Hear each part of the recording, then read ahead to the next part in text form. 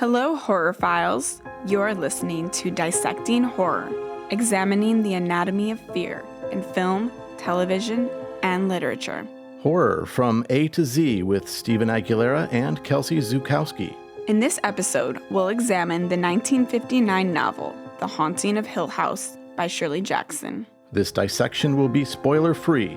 We are the Horror Whisperers, your champions of horror and keepers of the fearscape, on this podcast of frights and delights, if you will. I will, and we hope you will join us, won't you?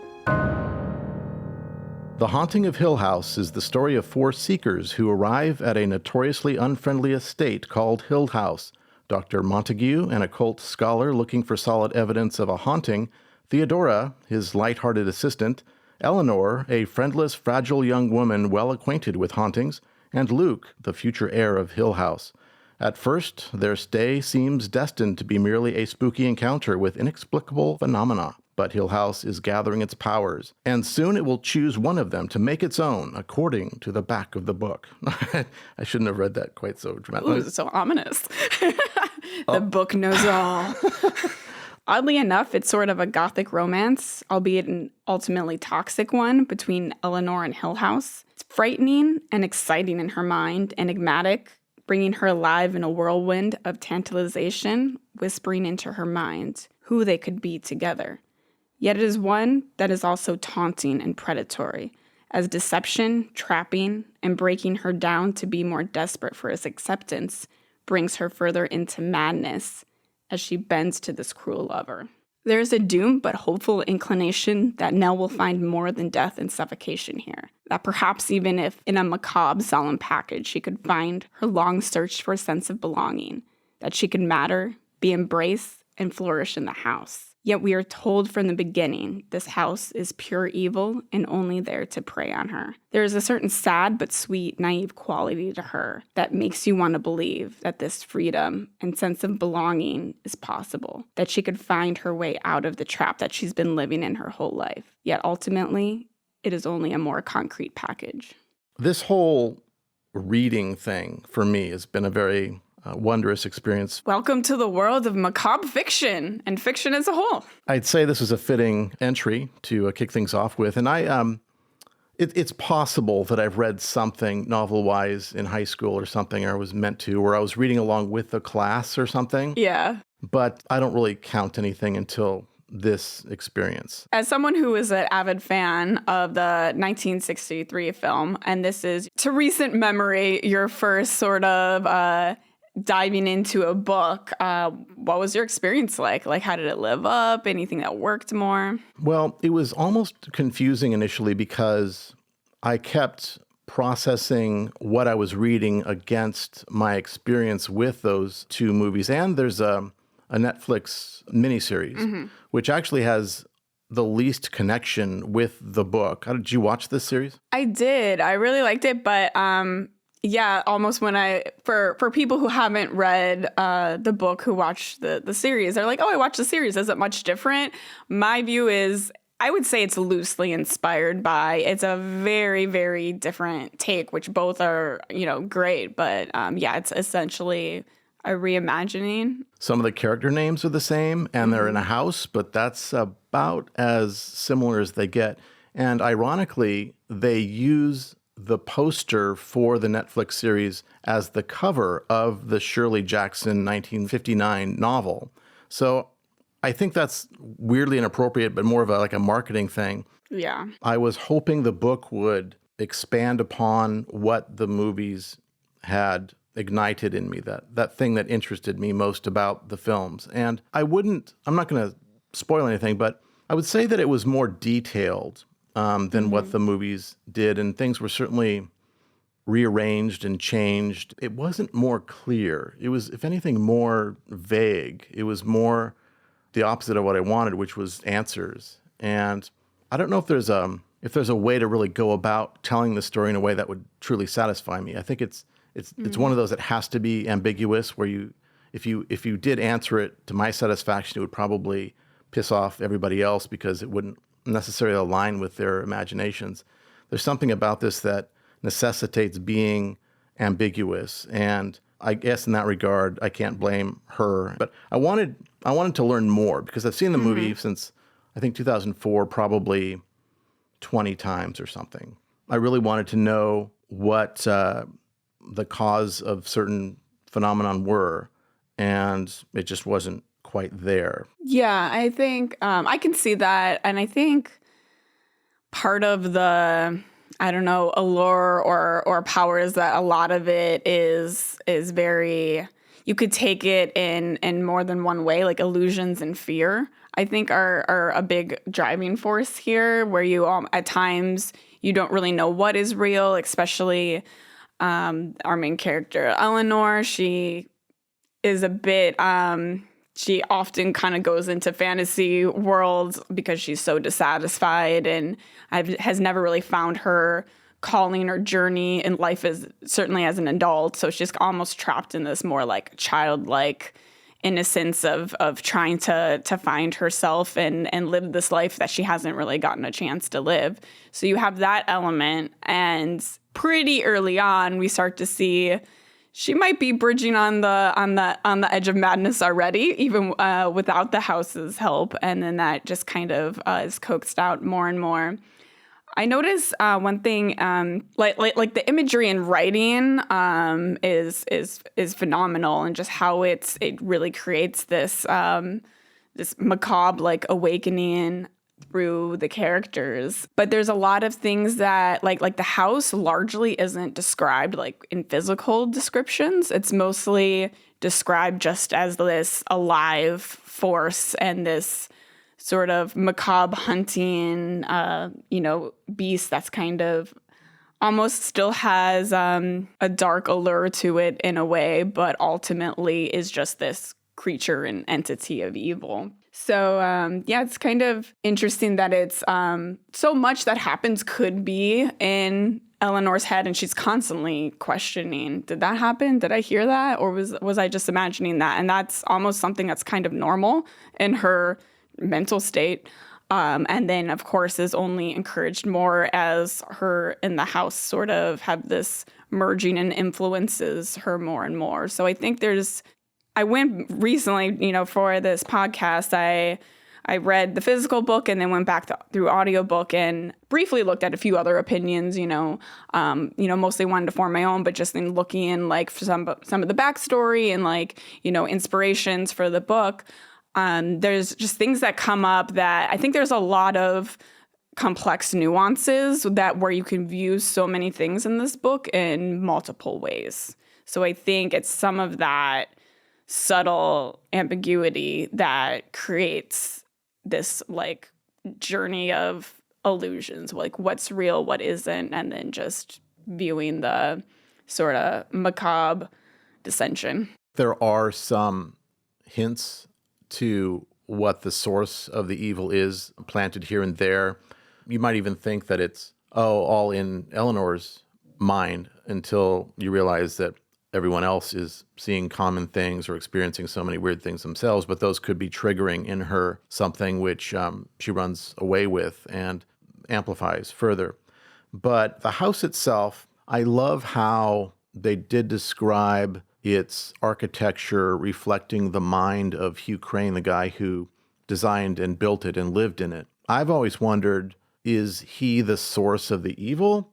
But I don't think so. They describe him as probably closer to a victim of it as anyone else, having had his fate met in Europe at some point later. I'm dying to know what's there in the house and why. And the movies, they each tackle it slightly different. Mm-hmm. And I'm thinking we'll probably do a podcast on each of those later, probably not the Netflix one because that's a bit too involved and such a departure from the book. But I'm fascinated with how the weirdness of the house was a reflection of the weirdness of this guy who made it. Mm-hmm. And I think that's my favorite part of it, the atmosphere of it. And I felt very overwhelmed initially by all the architectural terms that I had to look up and figure out, okay, they're describing this part of the building, so what does that look like? And I'd have to Google image various things to figure out Use your imagination. That's what books are about. Well, it's hard for me. Like, I want to get the geography. I want to know who hurt themselves in this part of the building and where are they in relation to the other people. And I'm very methodical when it comes to reading. And I think that stems from studying books previously that were nonfiction because I needed to learn how to do something. I want to make sure I knew how to do that thing right, like a writing book on how to write or filmmaking or learning a program or that sort of thing. So it's very ingrained in me to look up every word and make sure I'm very clear. When reading in general, do you look up words in the dictionary and then use them in sentences? I would say it's pretty rare. Like if I'm reading something and a word comes up, I'm like, I've never heard that. I don't know what that means. Yeah, sure. In that case, I would look it up. I feel like that doesn't happen very often. I actually have quite a bit of a rant. Most of my notes are about how much I hated reading.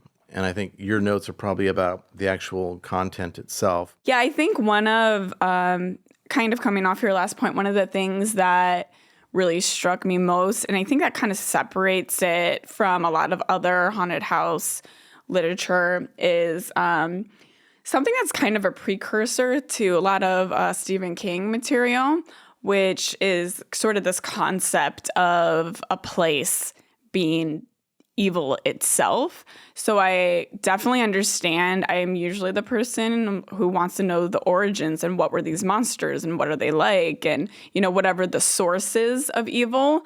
I think in this case, I really liked this concept of it wasn't necessarily people who died who are haunting it and creating this evil presence. It's almost like the house itself and everything that touches it is just this doomed evil infestation. So, and actually that was one of the things that kind of came to mind of like, oh, this is kind of something that Stephen King touches on a lot. And just, doing some quick looking, he had actually named this book one of the only two great novels of supernatural fiction in the last 100 years, quote from Stephen King, which you can see kind of some of the inspiration, especially in that element of this kind of evil being something bigger than human tragedy, while at the same time, I think a huge part of what makes The Haunting of Hill House, again, sort of different than a lot of things, is that it is this traditional haunting in this entrapment, but a huge part of it is also just the loneliness and disappointment of humanity, I think, is like really the key. So it's like taking that in this psychological kind of like breaking down of, where the house really preys on people who are the most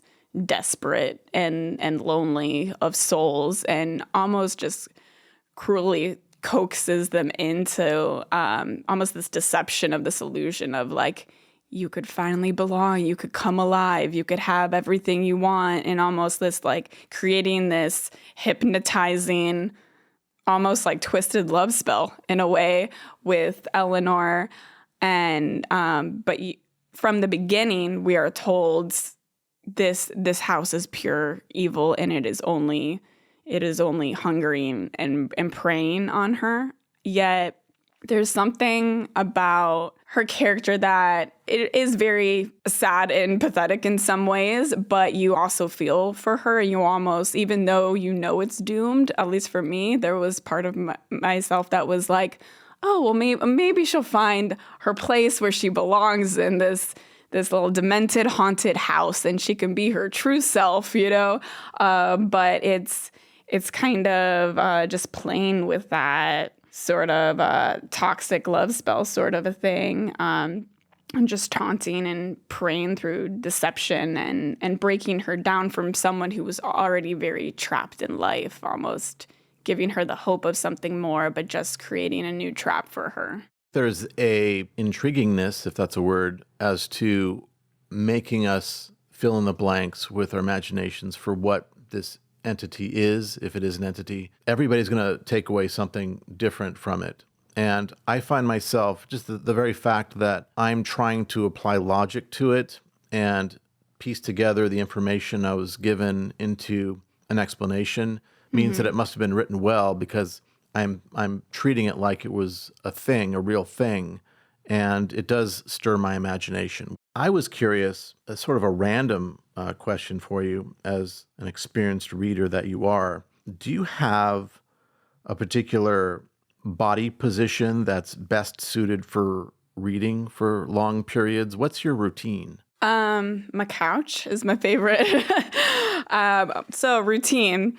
I'm super nerd immersive, so much so I like to just escape into the world of whatever I'm reading as much as possible.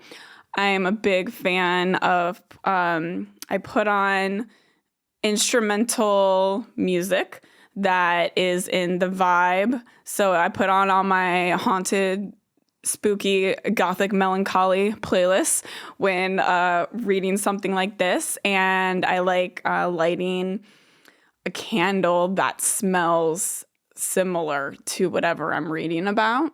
And then, I usually on my couch, I guess just have pillows propped up and sort of lean back. I'm more of a person, if I'm going to read, I want to dedicate like minimum 4 or 5 hours. I'm not so much a one chapter type of a person. Wow. Steven's look right now, guys. How does your neck not get sore, or your arms holding up the book? What do you do to make that comfortable? Sometimes I prop it up with a pillow. I lean it against it. Can be creative. I mean, I don't stay in the same position. Like usually it's a little bit, okay, let's move this way.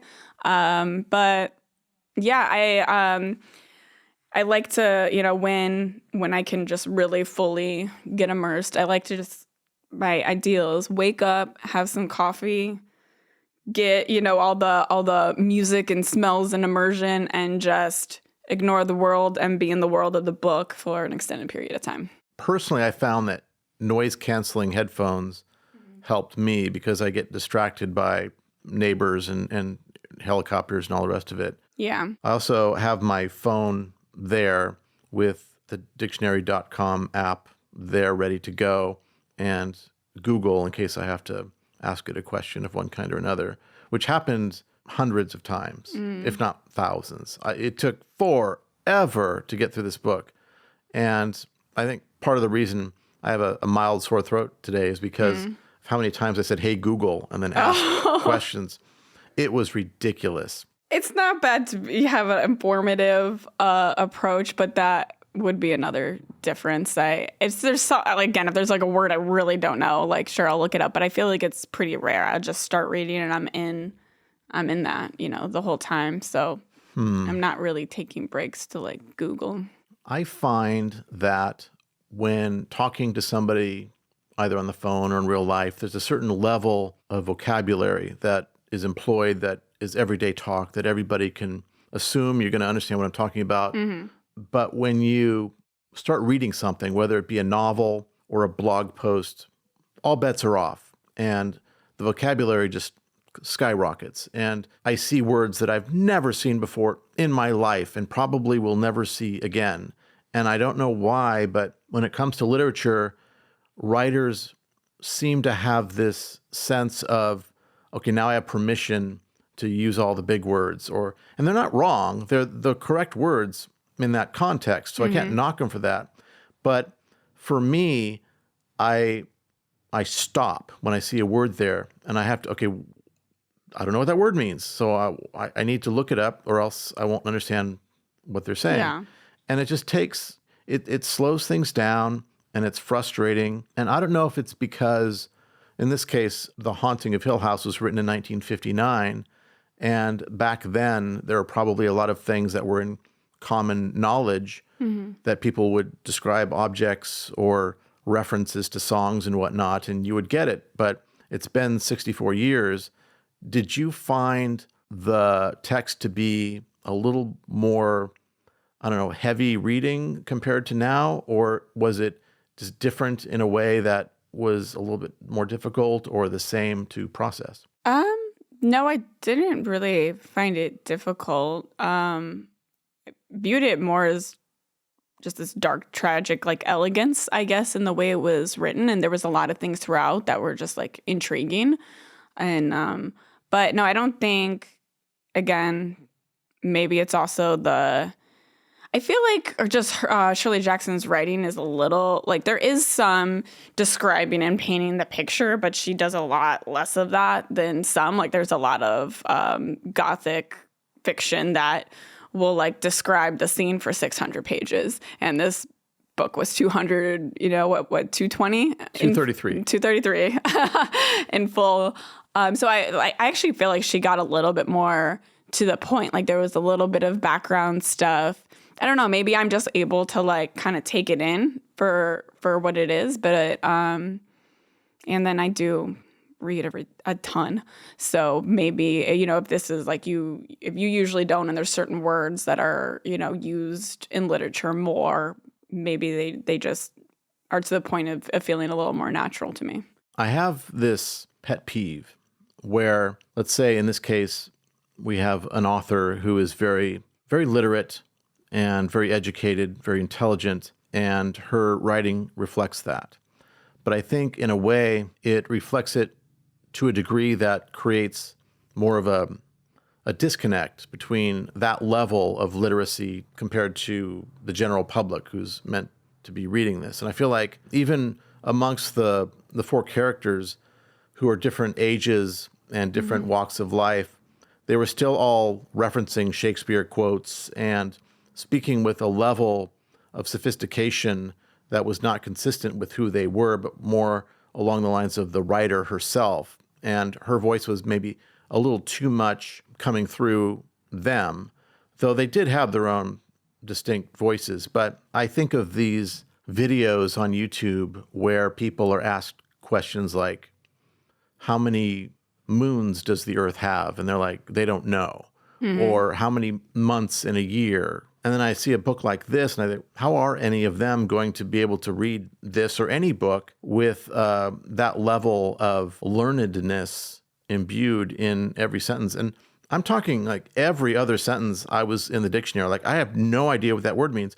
Or it'll be a word like, I don't know, like turn. That, okay, I know what turn means, but she's using definition 72 of turn. And in that definition, there are 4 other definitions that I need to look up to understand. It's like, it was just absolutely maddening. I could not believe it. So obviously, I'm being more particular about literally every single word than most, if not any other person on the planet would be. And that's affecting my enjoyment level. Yeah. But despite that, I did comprehend everything as a result of that and was able to enjoy everything that she was saying. But it just took for fucking ever, and it was very frustrating. I knew next sentence, I know there's gonna be another word, and then it's like, fuck, and then there's another one, and I have to look that one up. So I just don't understand how, am I the only one? Because I talk to people like you and plenty of other people over the years, and they never cite a dictionary, or they didn't just enjoy reading. They're enthusiastic about it, and they don't see it as a chore like I do. Well, no, it shouldn't be. I mean, yeah, it could be.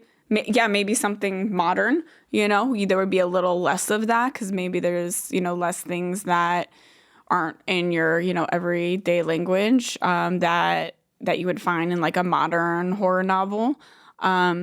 I guess I can see where you're coming from, where I didn't question it, but I could see where, like, would each one of these people, like, be this, intelligent or well-read, and they may or may not be. I guess Shirley Jackson does tend to focus on sort of mousy, introverted, underestimated sort of characters, so I could see that. Not always, but a lot of times that character type, and especially someone like Eleanor, who is very like taken to almost this inner fantasy of what she wishes her life would be. I can believe she might be a book nerd, But, it's a fair point that like she definitely doesn't come from like a well-off background, but maybe someone like Luke, the inheritor of Hill House, he probably has some money, so maybe was, raised a little differently, so maybe he would be exposed to some of those things.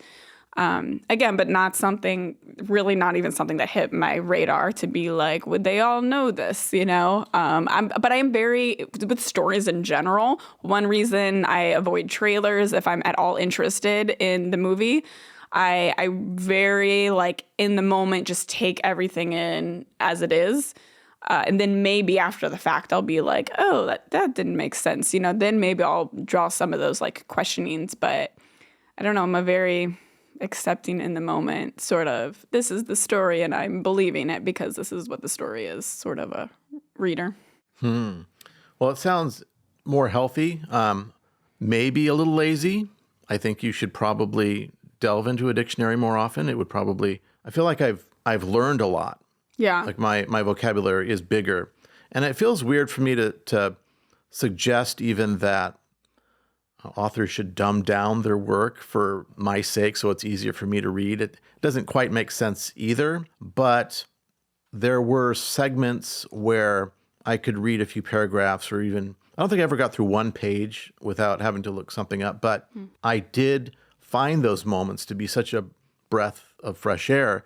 And I thought, why can't you just write the whole book that way? Why does it have to be so poetic and flowery and use all these references? And I protest against that sort of writing. It feels like, are they showing off or what's the reason behind it? Because I want to read your material, but I can't understand it. And I can see how, like, as the author, they know what all these words mean. They know what all these references are. So it just feels normal. It feels natural to them.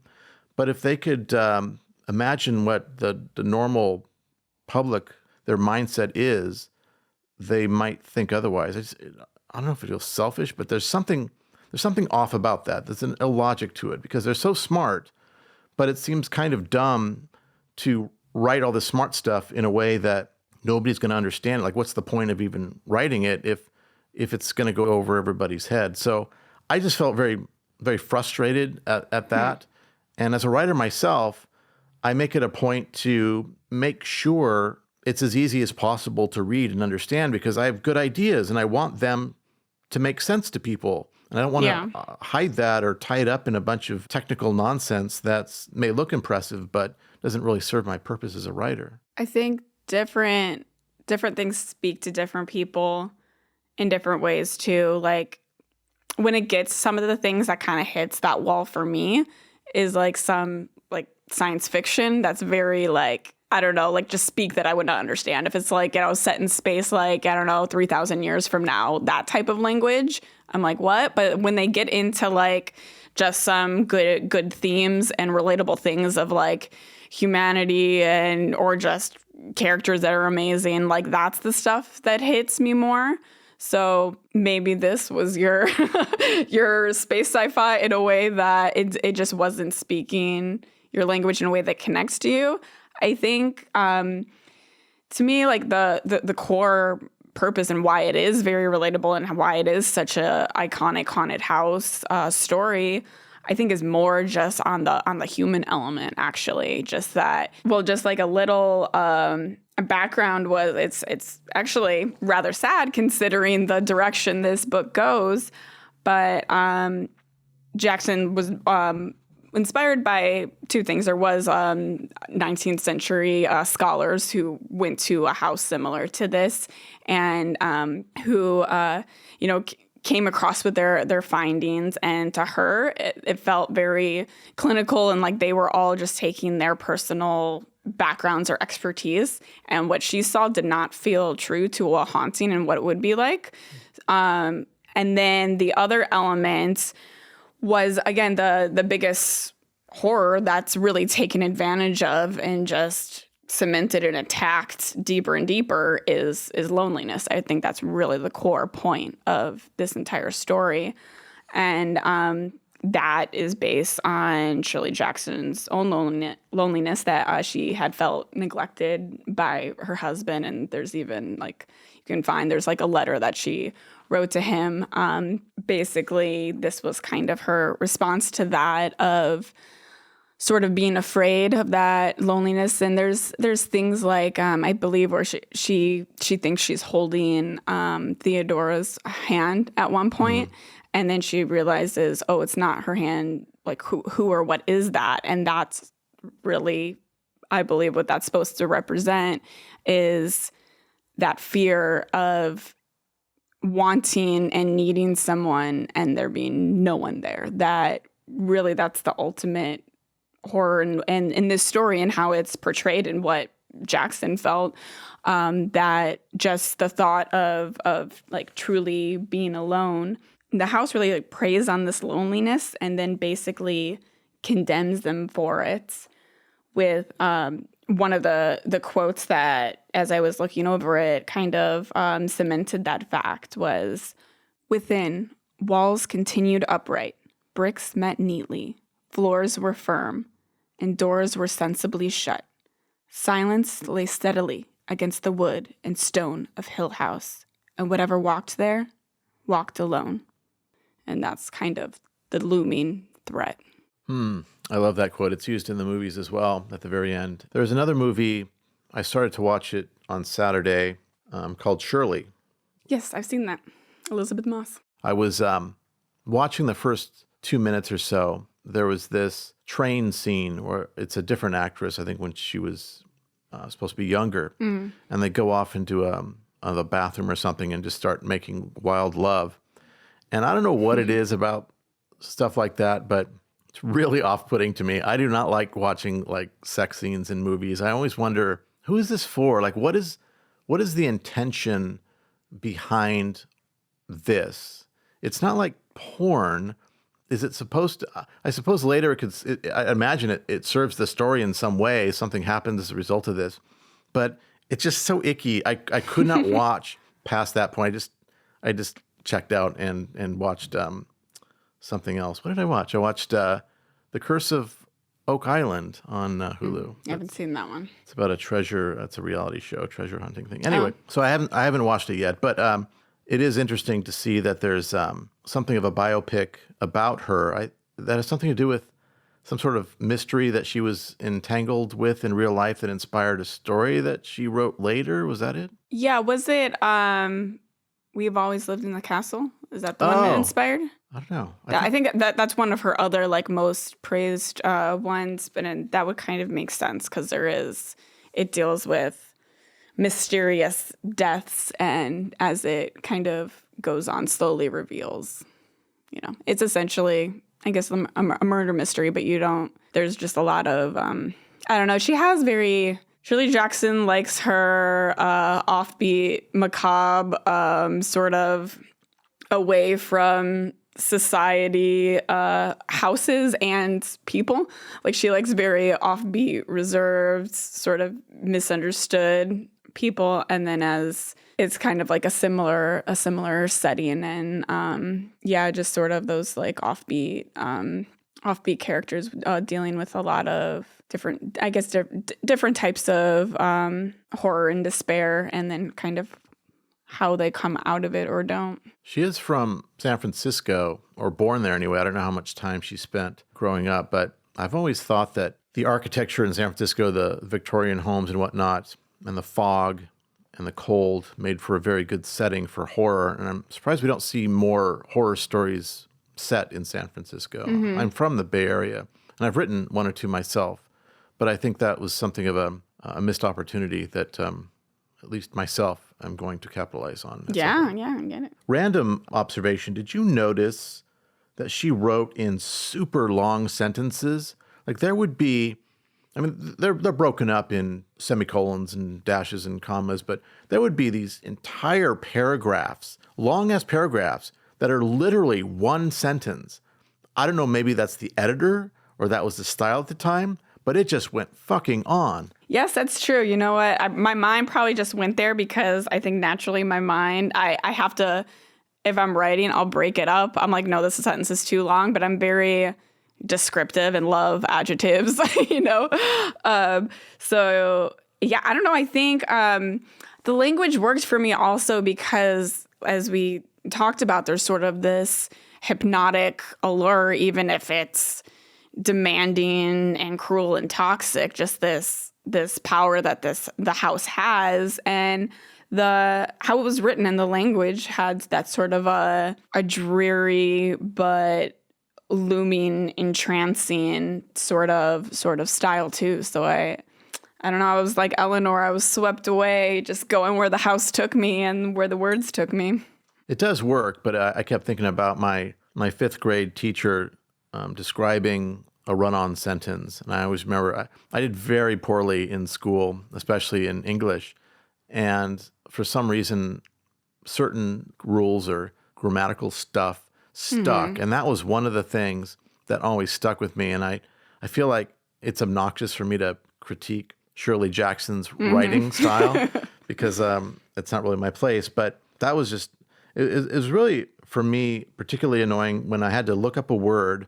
And once you look up the word, you understand the word, you have to read it again. You have to start way back half a page and work your way down to get to that word again so you can actually understand what it meant. So anyway, that annoyed me, but I'll give it a pass. It's one of the nice things about like creative fiction, because if you were writing an article or even something nonfiction and you had huge paragraphs that were one sentence, that would be incorrect. But one of the, I guess, nice things about being an artist or any creative field is know the rules, but you also have the freedom to break them. My uncle was very illiterate, but he decided to write a novel. He wrote 2, and I was the editor. And he didn't know what punctuation was. And he would start writing at the top of the page and keep writing till the end. And there's literally not one period or comma or anything. It was just a continuous stream of gibberish. And that was the worst editing experience anybody could imagine. But I'm not comparing him to Shirley Jackson, but I do get, I'm finding as I talk more that I'm a little bit obsessive when it comes to rules and just writing in general. And I remember there was, I think it was a commentary track by Diablo Cody. She was describing how writing is easy. And she was saying it, I would even say forthrightly, condescendingly so. Writing is easy. Everybody thinks it's so hard. And I'm sure that's true for her. But she was really coming down on how people labor over every single word and how lame that is when you can just write it. And I'm that person. I'm the person who reads something many, many, many, many times and just carefully fine-tunes every word, every punctuation mark, everything, and get it just dialed in perfect. And there is only a slight amount of change with each time you read through it. But when you go through something 20 times or 50 times and you compare that final result to when you first started, it's a dramatic change. It all adds up. I don't know what my point is, but somehow I'm right. And my style of writing seems to work for me. Everybody's going to respond to something differently. And you didn't have any kind of adverse reaction to this. And I was just thinking that because it was such a, you've read older books. You read the original Frankenstein, as I recall. Yeah. So you're kind of used to this and in that flow, but I need to find my footing when it comes to reading and find a good balance so that it isn't actually a painful experience. I did look forward to sitting down to read each time.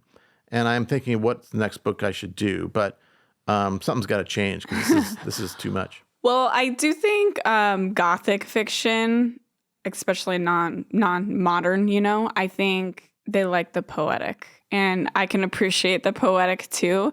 So that might be more of the flourishing words. And I think Shirley Jackson is much less like the original, Dracula. There is, I love it, but there is a lot of just flowery descriptions and filler, describing what the fence looked like and things that I'm all right, let's get a little more to the point. This was actually more to the point. So I think that's also, I don't know, there's just a poeticism, I think, about a lot of that sort of classic Gothic fiction. So I think definitely something modern might be more, speaking your language, and might be a little less of what feels like filler. I do agree that I think words have immense power, and yeah, I'm all for picking out just the right words that yields and puts that point and that emotion and everything tangled up in it together. So, but that's sort of a matter of opinion too, because there is the just direct to the point, but for someone else, it might be finding those right words that ignite or make someone feel something in a way, where if you're very direct to the point, more logical, you could miss that whole emotional connection. So it really does depend on, I guess, the artist. But with stories and art, all things, some styles are going to connect to some people more than others. There's things I can appreciate so much, but do not speak to me at all because they're just not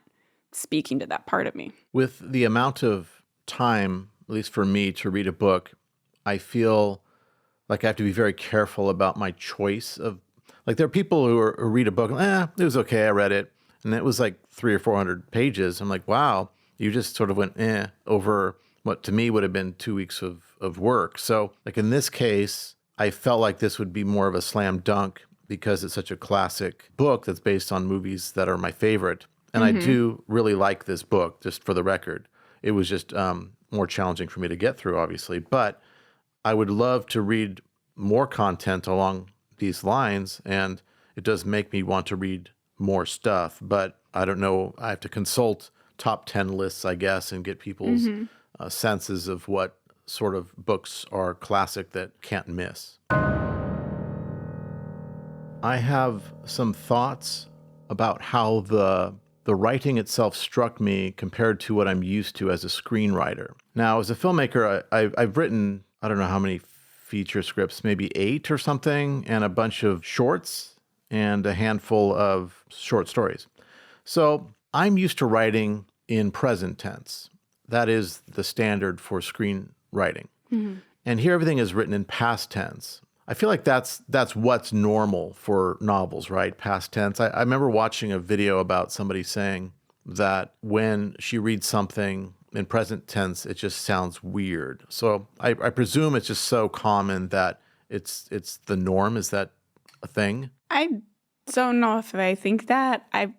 Most of what I read, I would say, is present tense. You're experiencing it as it's happening, as the character's experiencing it. It might be even not as old Gothic fiction has a way of being, I don't know, almost historical, almost like a look back in time, like capturing this time in this place and the different hauntings that happened here. So it might be a little bit more of a genre thing. Well, I think writing in present tense makes it feel more immediate, or like it's happening, and in past tense, it feels like it's already happened and they must have survived it because somebody's writing about it, or there's just something that doesn't really work for me as well. But either way, it's fine. But beyond that difference, there's a lot more detail in screenwriting. There's an economy of word in that you don't want your page count to get too crazy because that means more budget, and it's just the pacing is thrown off and all these sorts of things. But there are no real constraints like that in novels so much. You can just make it as much as you want it to be. And I suppose a few extra pages costs a few extra pennies to print, but it's just not really a thing. So I felt like while I was reading it, oh, that could be cut. Like, did that really need to be there or whatever? But there are these world-building elements that do enhance the story. And I'm trying to find my footing as to what is normal or acceptable in reading a novel compared to what I'm used to doing. And it felt a little bit, I don't know, uneasy for me to read a bunch of stuff and realize that this doesn't really contribute as much to the story as it perhaps needed. I mean, it was expendable info. So that was one of the bigger differences that I found that threw me. But the biggest thing is reading what people were thinking. That's something that you don't do in screenwriting unless there's voiceover or you can read the letter that they're reading at the same time. But to actually read that person's thoughts felt, whoa, like that is so foreign to me as a screenwriter. It makes sense, and I can see how and why so many people have trouble writing screenplays because they're used to writing things like the character's thoughts. The rule is if it can't be experienced on the screen in some way, then it can't be in the screenplay.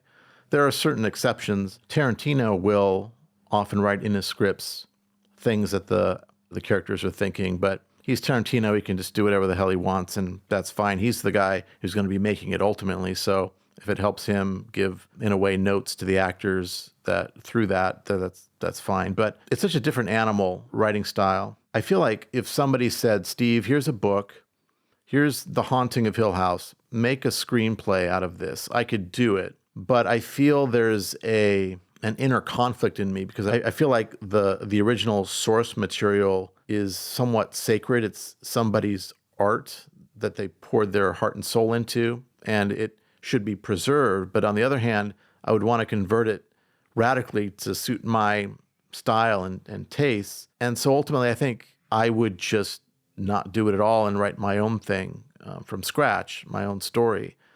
But if somebody handed me a bunch of money, I could do it.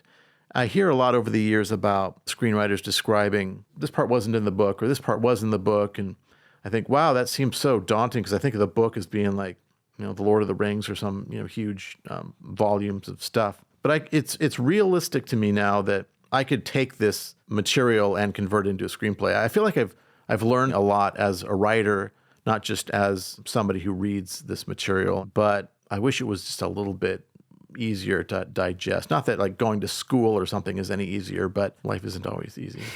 Yeah, I mean, well, that's one amazing thing about books. Even sometimes I won't read the book first. If there's like a movie or TV show, there's some things that I've watched the adaptation first, and if that's really strong and there's something about loving the characters and the world and the story and knowing them, but then diving into a book where you, even just their thoughts alone, you're like, I thought I knew this character, but this is like a whole other heightened perspective, and just knowing their thoughts, emotions, hangups, everything as they're experiencing it is one of the great of many very freeing and sort of endless possibilities that books have. There's a lot of things you can do with film, and I definitely have a deep love for film.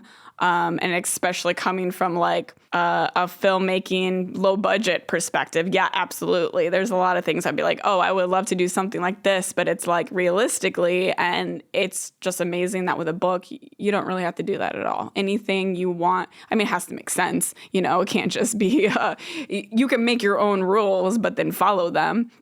But yeah, it's one, it is a very different medium. And that's one thing that I definitely love about it. And also to your other point of, I think if you were to make an adaptation, there is a certain responsibility to at least try to honor it, capture the spirit of what that story was, the point or the core of that journey. For an adaptation, I wouldn't necessarily always want a remake that was every single detail of the book.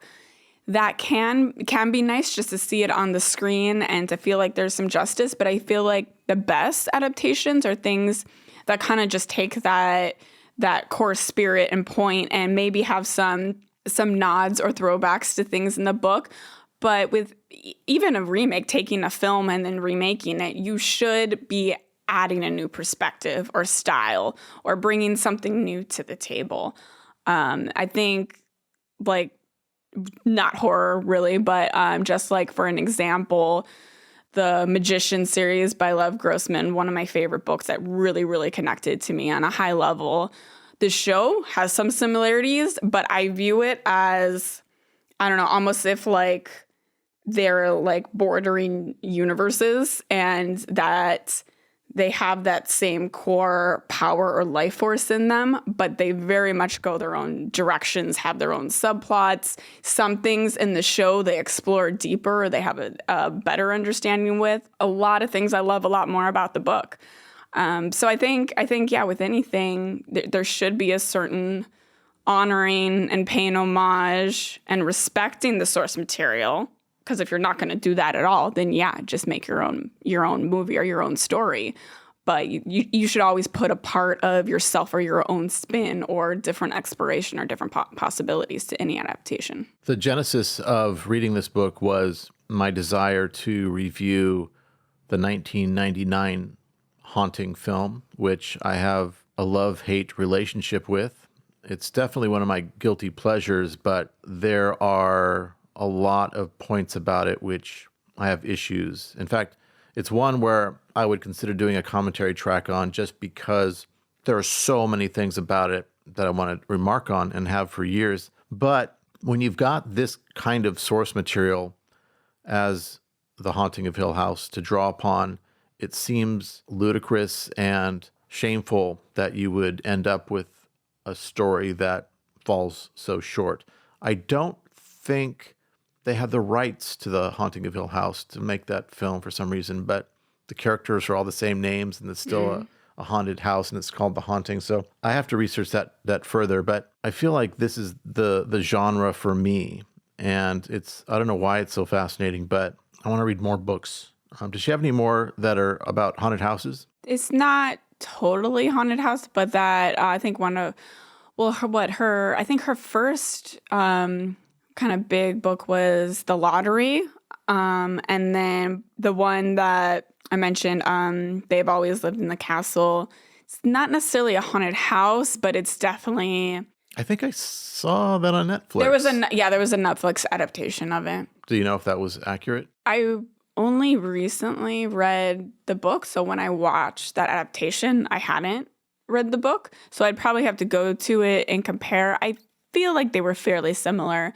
But again, it's more of weird mysteries within this weird family who's tucked away from society and has some sort of dark secrets more than the house itself. But there's definitely some of that macabre mystery. I don't remember the film as such. It's like, were there two daughters in it? Mm-hmm. I think I know which one I'm referencing, but... I think Tessa Farmiga was one of them, one of the actors in it. I get a warm, fuzzy feeling when I think about it, so I must have liked it.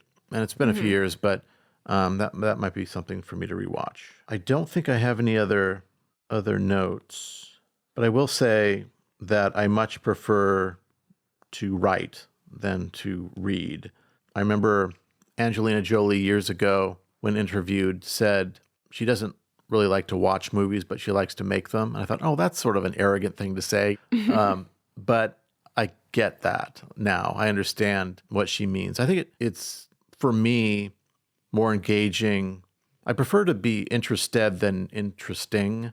Like, I'd rather focus my attention on doing something than people focusing their attention on me. I don't mind being invisible behind the camera and just making something that other people react to. But like, if I ever had to go to the Oscars, or if I was nominated for an Oscar or something, it's like, do I have to go to the Oscars? I don't want to necessarily be there and have to stand up in front of people and all that sort of thing. I feel a little bit cringy about that, but you got to play the game. Yeah, making art is different than, like, I don't know, the being presentable and saying the right things, and like, it's a different angle, you know? So I get just being like, I just want to make art and just let that be that. Yeah, that's me. No live organism can continue for long to exist sanely under conditions of absolute reality. Even larks and katydids are supposed by some to dream. Hill House, not sane, stood by itself against its hills, holding darkness within. It had stood for 80 years and might stand for 80 more. No human eye can isolate the unhappy coincidence of line and place, which suggests evil in the face of a house, and yet somehow a juxtaposition, a badly churned angle, some chance meeting of roof and sky, turned Hill House into a place of despair, more frightening because the face of Hill House seemed awake, with a watchfulness from the blank windows and touch of glee in the eyebrow of a cornice. I've noticed multiple instances where you say churn instead of turn. Turn. And you say... I'll do that again. No. It's charming. It should stay. And then you also say especially. X with an X. X marks the spot. I actually Googled to see if that's a common thing that people do. I had never heard it before until you, but I think I caught somebody else doing it a few months ago after I heard you do it. I go, oh, maybe that is kind of a thing. Maybe that's where I'm thinking that. But anyway, if you would like to join our Society of Grotesquerie, that word. Every time. If you would like to join our Society of Grotesquerie and Loathing, please subscribe and give this a like. Comment your wretched thoughts below, along with what you would like us to expose in future episodes. Keep our podcast suffering on by finding it in your cold, black, withered hearts to support us on Patreon. A link to our PayPal is also below for one-time donations of any amount. It was nice knowing you.